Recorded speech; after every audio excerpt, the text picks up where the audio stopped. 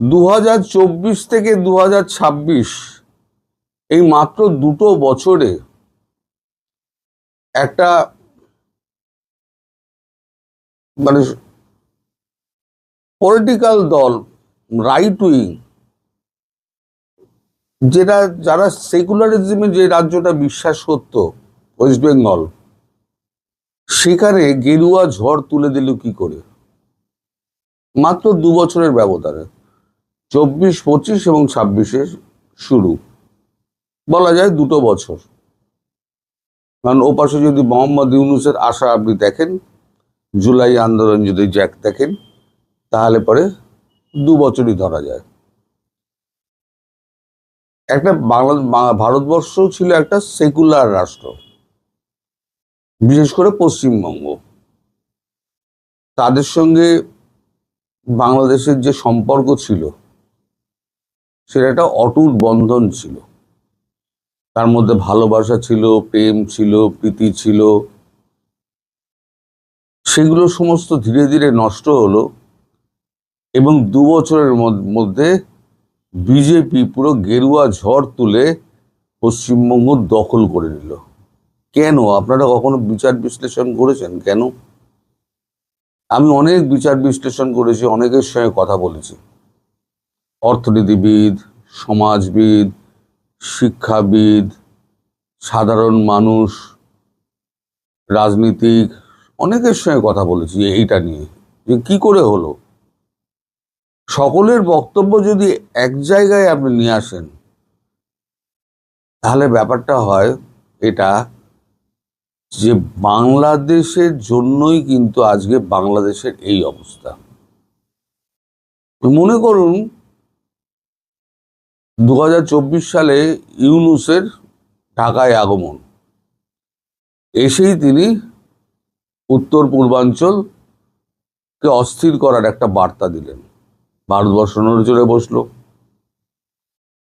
তারপর আপনার দেশে রাইট উইং গুলো সমস্ত দা কুড়ুল নিয়ে বেরিয়ে পড়লো আওয়ামী লীগ মারতে, কাটাকাটি চলল। সরকার পরিবর্তন হলে গন্ডগোল হয়, এ পার্টি ও পার্টিকে মারে, আমাদের এখানেও চলে, কিন্তু কারুর গোড়ালি কেটে দেওয়া হয় না, কারুকে মেরে ঝুলিয়ে দেওয়া হয় না। আমরা মুসলমানদের বাড়ি ঘরদোর জ্বালাইনি, একটা মুসলমানেরও কিছু হয়নি, কোনো মসজিদ আমরা ভাঙিনি।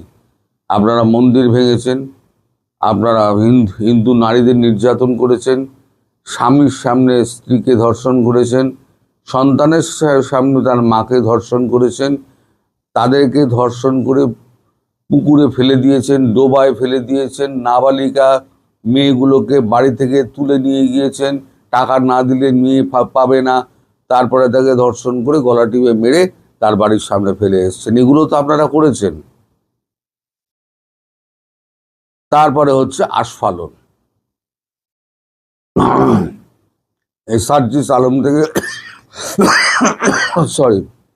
এই সার্জিস আলম থেকে নাহিদ ইসলাম পর্যন্ত তাদের যে আস্ফালন, এবং ভারত দখলের জন্য প্রাক্তন সেনাবাহিনীর অফিসারদের সেই যে পদযাত্রা, খুঁড়োতে খুঁড়োতে আমাদের দেহে এখনো বল আছে, আমরা 4 দিনে কলকাতা দখল করে নেব।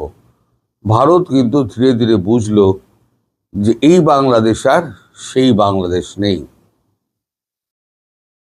আর ভারতবর্ষ বা পশ্চিমবঙ্গের মানুষও বুঝলো যে এতদিন আমরা যাদেরকে ভালোবাসতাম, বুকে টেনে নিতাম, তাদের প্রকৃত চরিত্র কিন্তু অনেকটাই পাল্টেছে।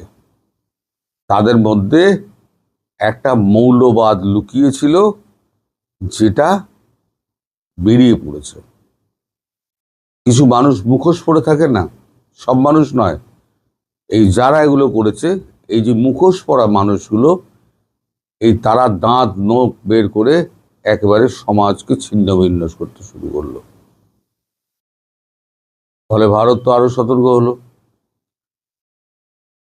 আপনাদের ওখানে যেমন আপনারা সিআইএর দ্বারা রেজিম চেঞ্জ হয়েছে,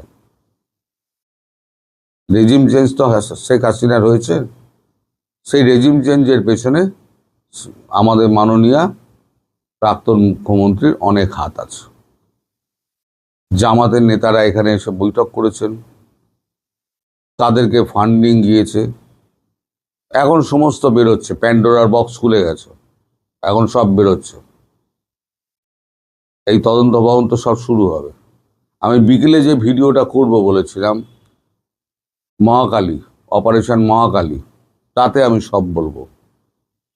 এখন বলছি কেন হঠাৎ গেরুয়া ঝড়টা এসে উঠল এবং সমস্ত সীমান্ত অঞ্চলে। এর পেছনে 2024 থেকে মমতা ব্যানার্জির সিংহাসন তখ্ত পালটের জন্য এখানে একটা ইন্টারনাল রেজিম চেঞ্জ হয়েছে। কিভাবে হয়েছে? সংঘ পরিবার গত 2 বছর ধরে নিরলসভাবে সারা পশ্চিমবঙ্গে প্রত্যেকটি ঘরে ঘরে গিয়ে হিন্দুদের বুঝিয়েছে, আমরা যদি এখন একত্র না হই তাহলে একদিন ওপারের লোক এসে, কারণ ক্ষমতায় যিনি বসে আছেন তিনি ওপারের লোক ঢুকিয়ে দেবেন, তারা ওপারের লোক এসে আমাদেরকে কেটে কুচি কুচি করে দেবে, আমাদের 46-এর দাঙ্গার মতো, দ্য গ্রেট ক্যালকাটা কিলিংস হয়েছিল তো সোহরাওয়ার্দীর নির্দেশে। শয়ে শয়ে হিন্দু মারা গেছে, হাজারে হাজারে হিন্দু মারা গেছিল। কিন্তু আর একটা গোপাল পাঠা তো নেই যে প্রোটেকশন দেবে। এইভাবে ধীরে ধীরে ধীরে ধীরে হিন্দুরা কিন্তু একত্রিত হতে শুরু করলো। আরো একটা কারণ হচ্ছে মুসলিম অ্যাপিজমেন্ট, মানে মমতা ব্যানার্জি মুসলিমদের প্রতি তার অনুরাগ, তার মুসলিম ভোটের জন্য তাদেরকে সমস্ত রকমের ছাড়পত্র দিয়ে দেওয়া হয়েছে। আপনি যদি হাওড়ার ডোমজুর থেকে আমতা ফামতা ওই সাইডে যান, দক্ষিণ 24 পরগনা, উত্তর 24 পরগনা আপনি যান, যে সমস্ত অঞ্চলে মুসলমানরা সংখ্যাগুরু হয়ে রয়েছে, সেখানে পরিষ্কার বলা হতো মেয়েদের যে বোরকা ছাড়া বাড়ি থেকে বেরোবি না, তাহলে পরে গলা কেটে দেবো, বলা হতো। এই যে ভেতরে ভেতরে ভেতরে ভেতরে একটা 2 বছর ধরে একটা সংঘ পরিবার যে একটা কাজ চালিয়ে গেছে, তারপরে যেটা হলো এসআইআর হলো। এসআইআরে একটা বিরাট সংখ্যা বেরিয়ে গেল এবং খুব সচতুরভাবে একটা জিনিস রটিয়ে দেওয়া হলো যে এসআইআর এর যে নতুন লিস্ট বেরোচ্ছে, সেই লিস্টে যদি লিস্ট অনুযায়ী যদি ভোট না পড়ে, তাহলে পরে এনআরসিতে এর কিন্তু ছাপ পড়তে পারে। আমার ভোটার লিস্টে নাম উঠেছে এসআইআর এর পরে, আমি ভোটটা দিলাম না। যখন এনআরসি হবে তখন জিজ্ঞেস করবে আপনি কেন ভোট দেননি। এটা যদিও বাস্তবে হবে না, কিন্তু তখন খুব চতুরামির সঙ্গে এটাকে সমাজের বিভিন্ন স্তরে ছড়িয়ে দেওয়া হয়, যার জন্যই আমেরিকা থেকে, লন্ডন থেকে লোক ছুটে এসছে, চেন্নাই ব্যাঙ্গালোরে যারা ছিল ট্রেন ভর্তি করতে ছুটে এসছে, এবং তারা বুঝে গেছে এখানে ইন্ডাস্ট্রিতে কিছু হবে না। তিনি তো চপ শিল্পের বুদ্ধি দেন, ঘুগনি পাউরুটি কেনার বুদ্ধি দেন, তার বেশি তো তার চিন্তা নেই। তো মানুষ বুঝে গিয়েছে যে এনাকে রাখলে পরে আমরা অসুরক্ষিত। তাহলে হিন্দুরা একজোট বেঁধেছে, একজোট বেঁধে একেবারে ভূমিধস ভোটে একেবারে বিজেপিকে জিতিয়ে মমতাকে প্রাক্তন মুখ্যমন্ত্রী করে ছেড়ে দিল।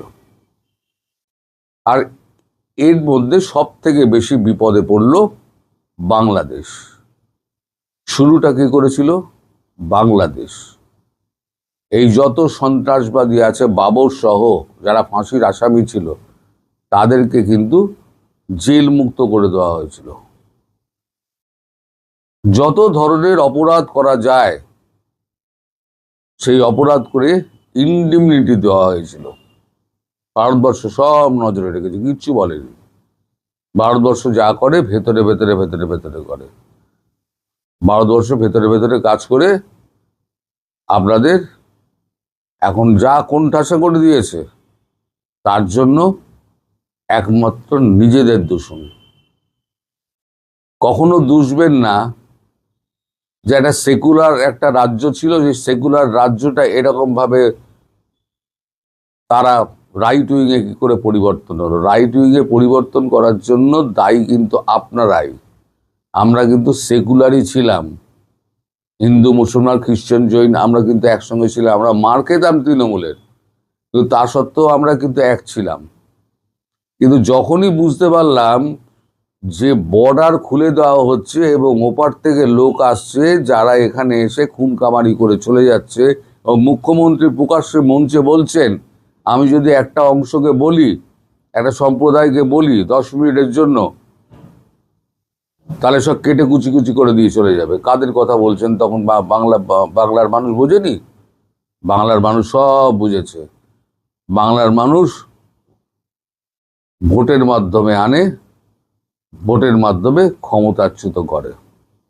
সুতরাং আজকে যারা বাংলাদেশের মানুষ, যারা আজকে পশ্চিমবঙ্গকে সেকুলারিজম থেকে রাইট উইং বলে যারা গালাগালি করছেন, তারা নিজেদের অন্তরে একবার হাত দিয়ে ভাববেন যে আপনারা কি করেছেন। ভেতরে যে হিন্দুত্ব ভাবটা ছিল না, এই হিন্দুত্ব ভাবটাকে আপনারা চাগিয়ে দিয়েছেন।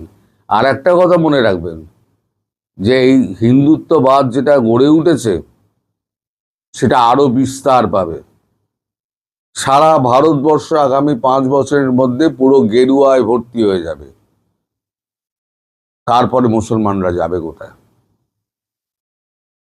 আজকে একটা রাজ্যে আজকে এই ভূমিধস ভোট হওয়ার পর পুরো মুসলমানরা ঘরে ঢুকে গেছে, একটা মুসলমান নেই। আপনি চৌরঙ্গি থেকে পার্ক স্ট্রিট হয়ে একেবারে আপনি পুরো কলকাতা ঘুরুন, ফুটপাতের ওপরে যত মুসলমানদের দোকান ছিল মেটিয়াবুরুজে সব ফাঁকা হয়ে গেছে, দোকান বন্ধ, ঝাঁপ বন্ধ করে দিয়ে চলে গেছে। বিরিয়ানির যত দোকান ছিল সব বন্ধ হয়ে গেছে। যত পাঁঠার মাংসের দোকান ছিল, শুধু হিন্দু কসাইদের মাংসের দোকানগুলো খোলা আছে। মুসলমানরা ঝাঁপ বন্ধ করে বেরিয়ে গেছে। কারণ রাগটা হচ্ছে গিয়ে এখন হিন্দু ভার্সেস মুসলিমে পরিণত হচ্ছে। আর এর পেছনে সম্পূর্ণভাবে দায়ী বাংলাদেশ এবং একমাত্র বাংলাদেশ। এই যে শত্রুতা আপনারা করেছেন জীবনে মিটবে না, জীবনে মিটবে না। আপনারা না পাবেন ভিসা, না পাবেন খাদ্য, না পাবেন সহযোগিতা। তারপরে আবার যত চীন আর পাকিস্তান করবেন তত কিন্তু দেখবেন আপনাদের অবস্থা আরো খারাপ হবে। এই যে পাকিস্তান এত বলতো যে আমরা পূর্ব দিক দিয়ে আক্রমণ করব, কেন? কারণ এখানে মমতা বন্দ্যোপাধ্যায় সরকার ছিল, পূর্ব দিক দিয়ে আক্রমণ করার সুবিধে। এই যে মহসিন নাকভি এখন এসছেন, ও তো একটা চোর। ভারতীয় ক্রিকেট বিশ্বকাপের টিকিটটা কাপটা নিয়ে ও ব্যয় করে চলে যাচ্ছিল, এয়ারপোর্টে ধরা পড়েছে। তারপর থেকে ওকে বলে কাপ চোর মহসিন নাকভি। আপনারা গুগলে সার্চ করবেন, পেয়ে যাবেন মহসিন নাকভি। আমি এক বিন্দু মিথ্যে কথা বলছি না। তো এখন আপনার পাপের শাস্তি ভোগ করতে হবে। এই পাপের শাস্তি ভোগ করুন আর দেখতে থাকুন সামনে কি কি হয়। আপনাদের দুর্গতির কিন্তু সীমা নেই, অসীম দুর্গতির মুখে পড়েছেন আপনারা, এবং এই দুর্গতির জন্য সম্পূর্ণভাবে আপনারাই দায়ী। শুরু করেছিলেন আপনারা, শেষ করবেন ভারতবর্ষ, নরেন্দ্র মোদী। সবাই ভালো থাকবেন, সুস্থ থাকবেন, সাবধানে থাকবেন। নমস্কার।